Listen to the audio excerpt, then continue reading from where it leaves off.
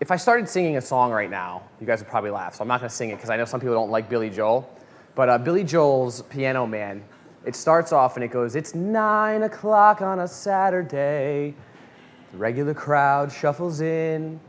And I'll stop right there. But it's funny. There's a reason I'm going to bring it up. I started my live video career on Meerkat, which somebody mentioned earlier. I think Mark mentioned Meerkat earlier. Some of you may know Meerkat, some of you may not. It's not in existence anymore. And that's how fast the speed of the industry is moving. But on this one stream, I'll tell you a really brief story. I got stood up on a date that night. It was a Saturday night, and it was 9 o'clock.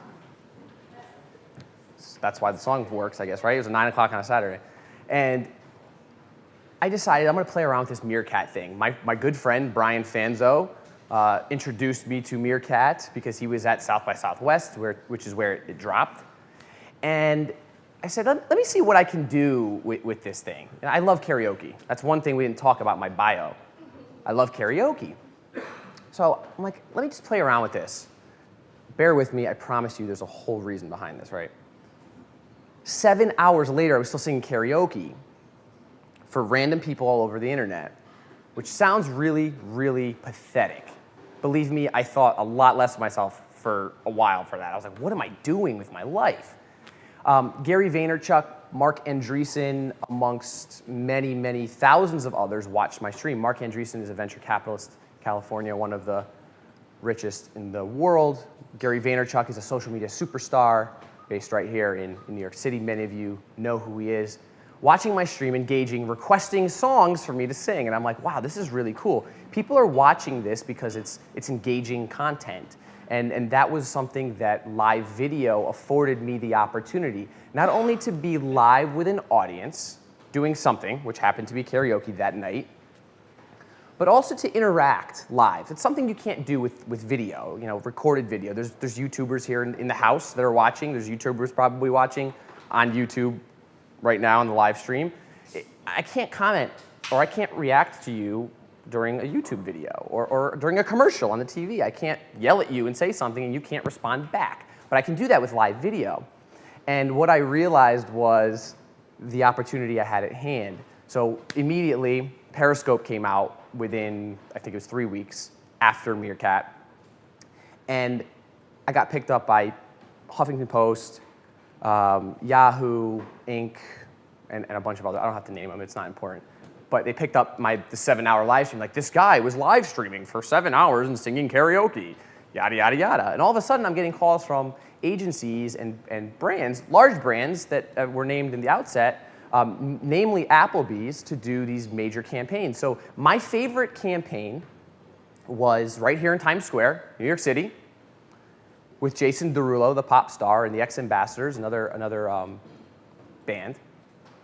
And Applebee's launched their new menu. This was last year. They launched a new menu nationally, nationally. And they had these artists. They did not name the artists. Nobody knew the artists were going to be there. Nobody. I knew, like 5 minutes before it happened. But nobody knew. They said, we really want to see what live video can do for this event. Because it was Times Square, they closed it down, they launched some new apps, and people hung out in Times Square, but that's not really exciting, right? And they said, we want you to be the host of this event.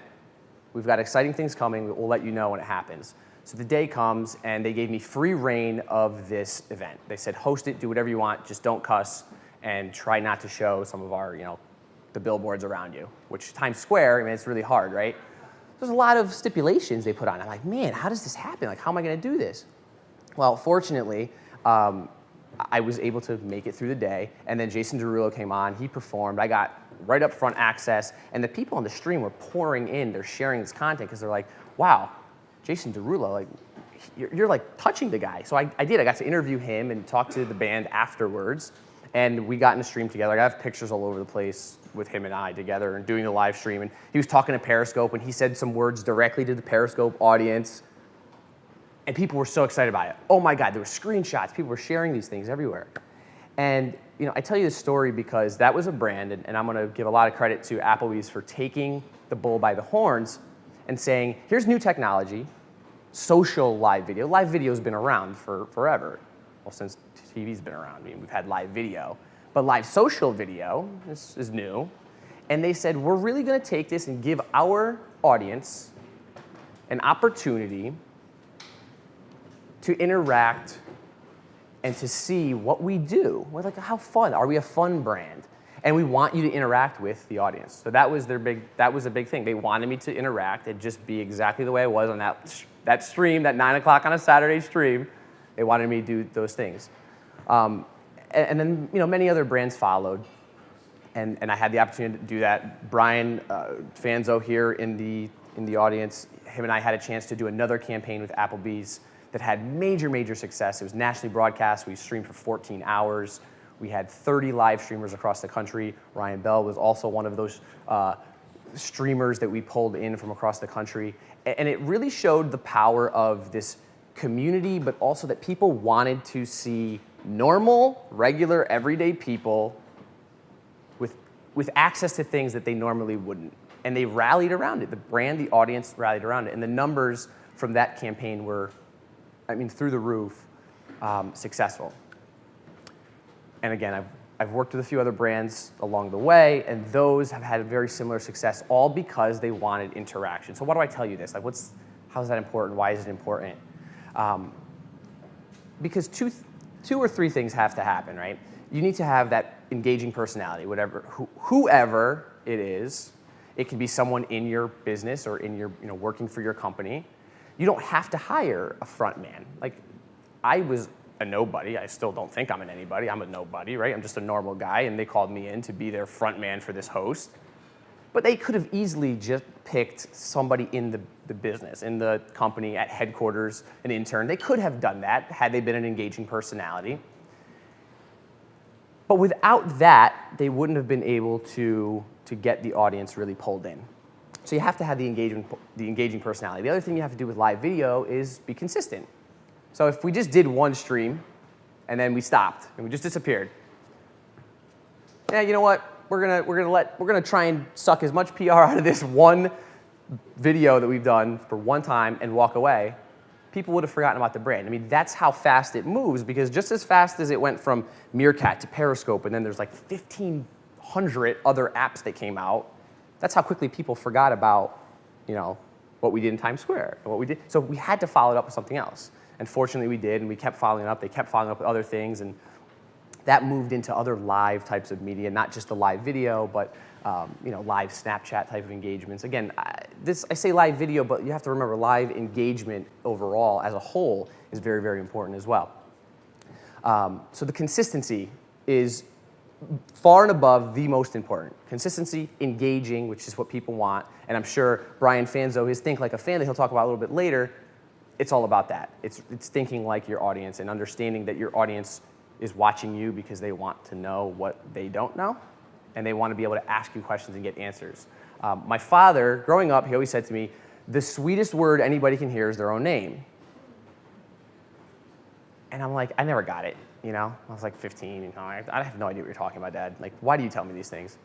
And as I got older, I'm like, wow, that's really important. And then as I got these opportunities with these brands, and I was able to engage with people watching the streams, and I'm, hey, Jessica, hey, Brian, how are you? And talking to people, and that sounds foolish because you're like, well, there's thousands of people watching. How can you engage with everybody? It's not engaging with everybody, but it's making the effort to at least engage with people that are talking to you. If people are asking you questions, you ignore them. That's why broadcast TV, people are like, well, they're moving towards this interactive TV. Where, I don't know if anyone, put your hand up if you saw either the RNC or the DNC on Facebook or Twitter. So some have. You saw it? Okay. Well, what was the selling point of that? For me, it was the fact that I could sit there, watch the event, the program, on one screen, and right next to it, I can talk to other people that are interested in it. And in some streams, I can interact with the hosts of the broadcast. And some of the publishers actually did that. They created streams just for the users of Facebook. We weren't just going to sit there with a camera, like some of us are doing here, and I can't interact with the camera, right? They were saying, we're going to interact, we're going to take questions. And this is the RNC, this is DNC, these are major political, major national news, major international events, and they're embracing the power of live video. Why does it work? Why does that work? Why does that participatory video work? It works because it triggers something in our own, inside of us to like, that's, someone mentioned fear of missing out, right? And I have a hard time sometimes understanding the fear of missing out, but it really is evident in every single one of us, because knowing, I mean, for me, I was in bed and the RNC is going on, and I was like, I really, like, people are talking about it. I'm just gonna keep it off. I'm gonna keep it off. Like, nah, I don't wanna watch it. And I just took out my phone and I'm like, all right, I just gotta see what's going on, and I see some people tweeting about it, and the next thing you know, I'm sucked in for like 2 hours watching it. And I'm watching it, I'm interacting, and I'm talking, I'm texting my friend about it. Like, are you watching this? Did you check this out on Facebook? And it's because I was interacting, I was part of it, I was immersed in this content. It wasn't just a broadcaster talking about it and commentating, and I couldn't be part of that.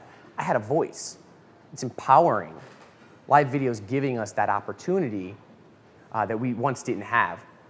So, my favorite television show is Game of Thrones. Who watches Game of Thrones?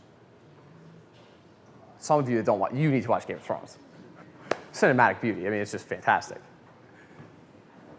In Game of Thrones, one of the biggest taglines is you win or you die, right? Like, that's one of the things that we've heard about Game of Thrones, like, you win or you die. Well, in live video, in the world of live video, the world of video, you win or you die. There's no in between. You can't not adopt live video, whether it's for your business or whether it's for your personal brand strategy, or really anything. I mean, if you're a blogger, if you are a chiropractor, if you are a dentist, like, anybody can use live video. So you win or you die. And I know that sounds so like, oh my goodness, what are you talking about? Win or die, ugh.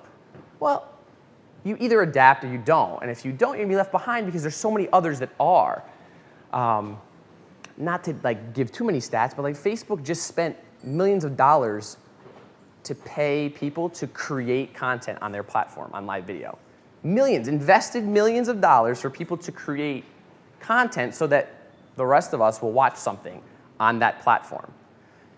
That, to me, signaled a huge change. Now, Twitter's doing the same thing. They've partnered with NFL, NBA, MLS. These are major sports. They've partnered with Bloomberg, MSNBC, ABC, CNN. So these are all major publishers that are embracing this power. I guarantee you, and I don't need a show of hands again, but any one of those brands I just mentioned, publishers, we've at least viewed or read one piece of content from them before in our entire lifetime. If we think about a traditional publisher like Bloomberg, right, financial news and whatnot, they're embracing this live video because they see that the traditional methods of doling out content are not working anymore. The audiences are changing. They want it in their pocket. They want that ability to reach people right where they are. I mean, I don't have my phone on me right now, and I'm kind of I keep touching my pocket, right? We're always looking for that. Or if we hear a ding, if someone hears, if their notification goes off, everyone's gonna check their pockets, right? It's like we've been trained or programmed to this. So that's what marketers and publishers and brands are understanding the power of in live video. It's become so disruptive that tapping into that FOMO that I talked about earlier has become such a huge opportunity. They're using it as an opportunity. So I say you win or you die. Remember that. You win or you die. But it's also important to leave your mark. And my company is called Aftermarq, spelled with the Q for a reason. And it's important that you remember consistency over just content. And I'm going to leave you with that. I want you to understand that leaving your mark isn't just, okay, I create the best absolute production and then you disappear and you never do it again. My friend Holly mentioned to me before, it's like trying to feed you with a sandwich for an entire year. I can't feed you with that one sandwich for the entire year because eventually you're gonna be there's 365 days, you can't survive, right? The same thing with content that we produce. The same thing with live video that we produce. Doing one great live stream, if I had stopped doing a live stream after that Billy Joel 7-hour marathon, that was it. I would have gotten one opportunity and I would have never been asked to do anything again because I'm not there. I had to keep consistently creating. So as a brand, as a business, as an individual, leave your mark by being consistent through all your content, but specifically live video, because that's what I love the most.